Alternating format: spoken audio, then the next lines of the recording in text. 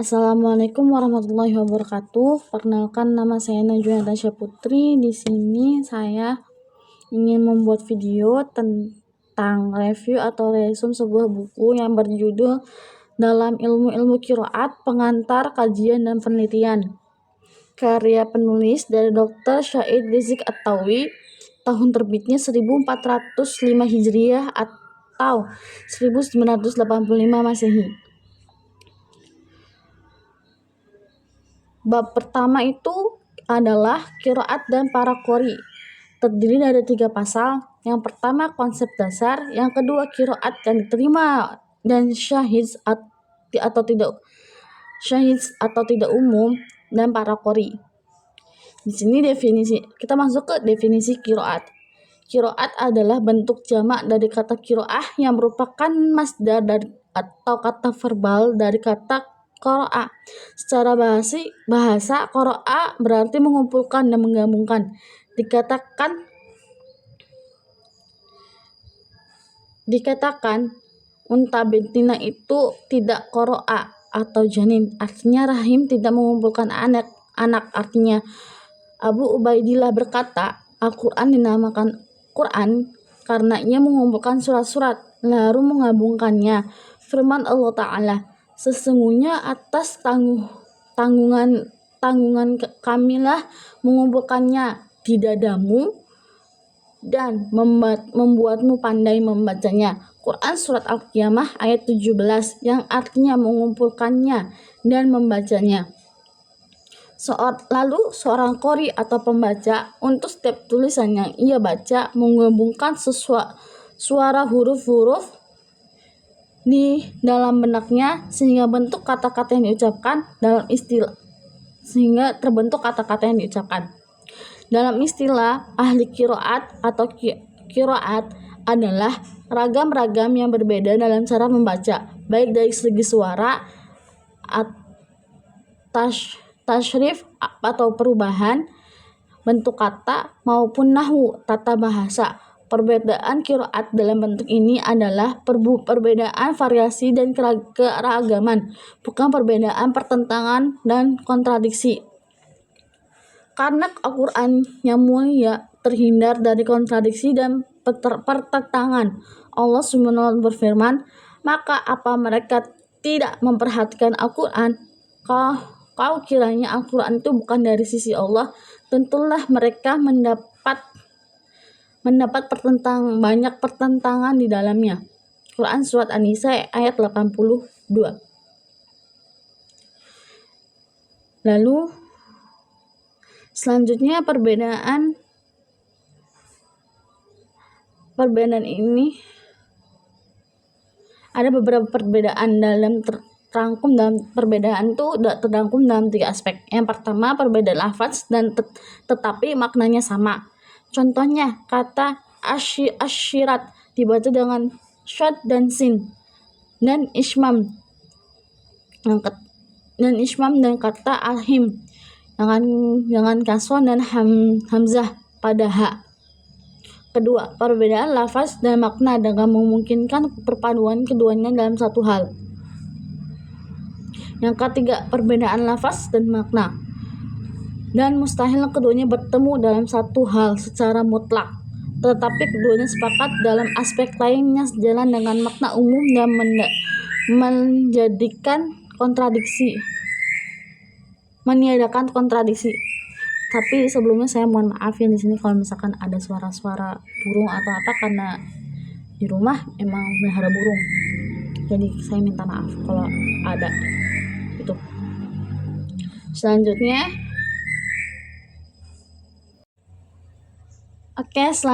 adalah bagaimana ilmu qiraat itu muncul. Rasulullah SAW menerima Al-Quran yang dari Yang Maha Bijaksana lagi Maha Mengetahui. Beliau membacakan wahyu yang diturunkan kepadanya kepada para sahabatnya. Para sahabat pun tekun mengikuti bacaan dengan cara penyampaian Rasulullah.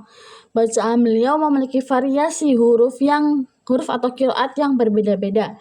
Di antara mereka ada yang menerima Al-Quran dengan 1 huruf, ada pula yang mendengar 2 huruf. dan ada pula yang mendengar dari lebih dari itu. Setelah mereka tersebar di seluruh wilayah, mereka tetap membaca Al-Quran sesuai dengan apa yang mereka dengar dari Rasulullah SAW dengan variasi huruf yang berbeda-beda. Dan setelah Islam menyebar ke seluruh daerah, Islam memperluas kejayaannya seperti ke Romawi, karena peperangan itu mereka juga itu menyebarkan agama. Dan dari situ pula lah akhirnya kiroah itu banyak berkembang dan berbeda-beda sesuai dengan yang wilayah yang mereka tempati. Oleh karena itu, para sahabat pun menjadi khawatir. Mereka mengusulkan untuk dibukukannya sistem kiroah kepada Khalifah Utsman bin Affan. Dan Khalifah Utsman bin Affan pun menerima usulan tersebut dan membekukan rasem untuk Al-Quran yang disebut hingga kini rasem Utsmani. Selanjutnya adalah pembukuan dalam ilmu qiraat. Sepanjang abad pertama dan kedua, qiraat semakin banyak dan para qari tersebar di berbagai wilayah Islam. Kemudian gerakan mempelajari qiraat semakin mapan, seperti yang telah kami jelaskan.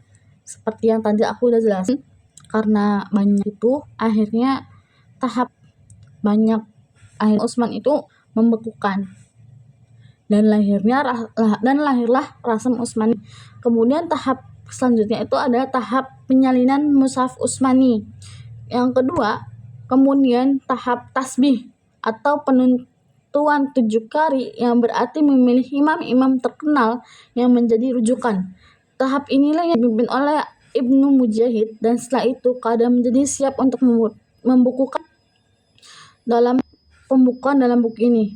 Besar kemungkinan awal pembukaan qiraat terjadi pada abad ketiga.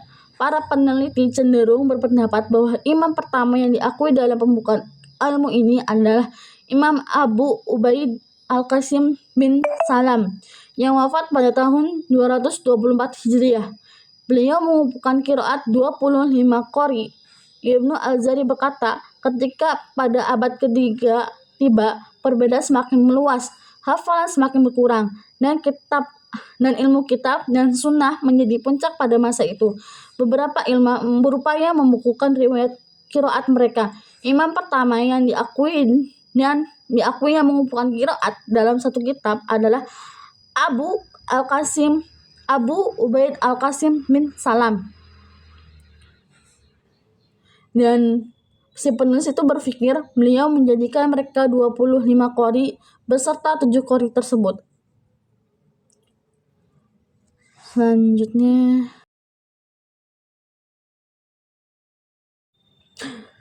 Selanjutnya itu adalah kitab-kitab atau karya kitab yang diqiraatkan dicetak. Yang pertama ada Al-Abanah Al-Mani Al-Qiraat karya Maki bin Abi Thalib Al-Qashi, wafat tahun 430 Hijriah.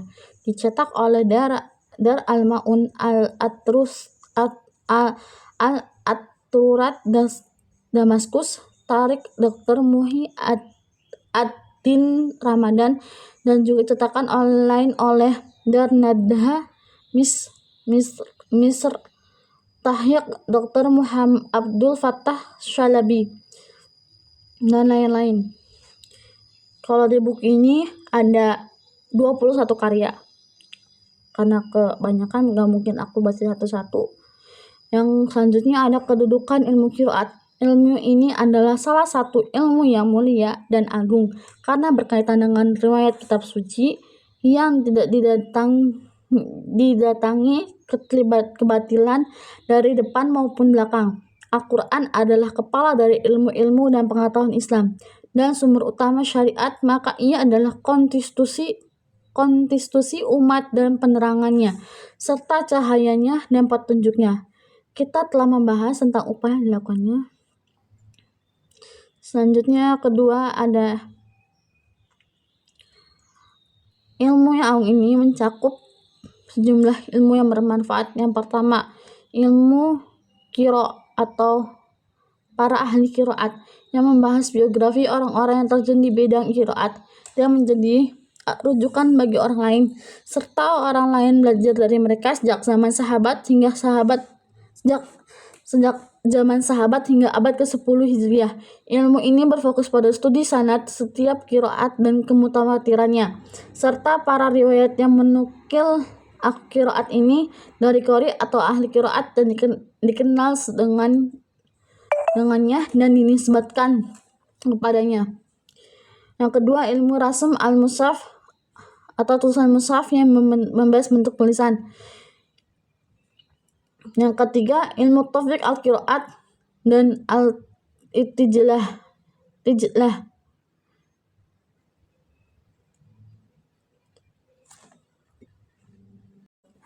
Oke, selanjutnya itu bab 2 tentang qiraat yang diterima dan yang jaiz atau yang tidak diterima. Qiraat yang diterima dan ditolak. Yang ditolak. Para ulama qiraat telah menerapkan kaidah-kaidah yang sangat teliti untuk memisahkan antara qiraat yang diterima dan yang ditolak. Sedemikian rupa sehingga jika kaidah-kaidah ini terpenuhi dalam suatu qiraat, kita akan menilai dengan penuh keyakinan keabsahannya dan bahwa itu adalah Al-Quran yang dibaca dan digunakan dalam sholat. Dan jika kaidah-kaidah ini tidak terpenuhi, mereka akan memiliki sikap lain terhadap qiraat tersebut, memberikan penilaian sesuai dan menentukan konsekuensi yang mungkin timbul darinya. Di antara hal-hal yang diketahui dalam sejarah qiraat adalah bahwa qiraat itu beragam dan banyak sebelum mushaf Utsmani, dan juga beragam dan banyak setelah penyalinan mushaf Utsmani, dan dalam batasannya yang dimungkinkan oleh rasam Utsmani atau tulisan, meskipun mushaf Utsmani di sisi lain dan sebagaimana yang kita ketahui di tempat lain mengendalikan proses pengajaran qiraat sehingga tingkat yang jauh. Dari sinilah muncul perbedaan antara imam 7 dan 10 dalam batasan rasam Utsmani. Kaidah-kaidah qiraat yang diterima. Yang pertama, bahwa ia atau qiraat diriwayatkan oleh orang terpercaya dari Nabi SAW. Yang kedua, bahwa ia memiliki wajah yang umum dalam bahasa Arab yang dengan Al-Quran diturunkan. Ketiga, bahwa ia sesuai dengan tulisan mushaf.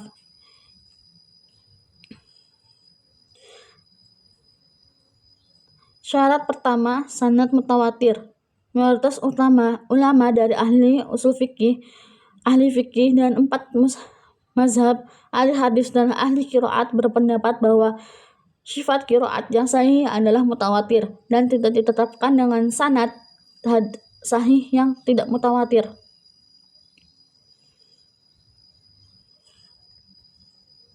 Sekian dari saya, kurang lebihnya mohon maaf. Wabillahi taufiq wal hidayah. Wassalamualaikum warahmatullahi wabarakatuh.